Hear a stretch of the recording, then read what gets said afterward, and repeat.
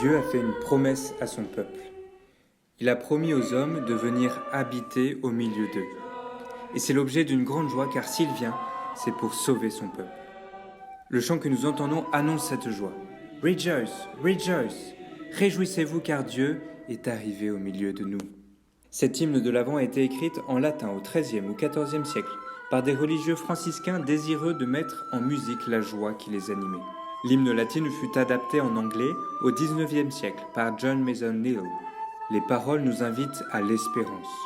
Quand les nuages obscurcissent notre quotidien, quand nous sentons nos forces diminuer ou quand nous avons perdu le sens de notre vie, il demeure un motif de joie qui ne sera jamais périmé. Dieu est venu visiter les hommes dans la personne de Jésus.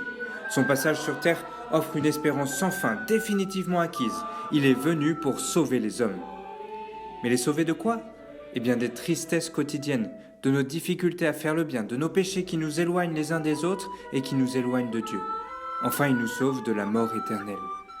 Jésus en effet est venu, il est mort sur la croix, il est ressuscité et nous offre ainsi un chemin d'espérance, car si nous marchons à sa suite, il nous fait la promesse que nous vivrons avec lui au ciel, libérés de toutes les tristesses et de toutes les angoisses de ce monde.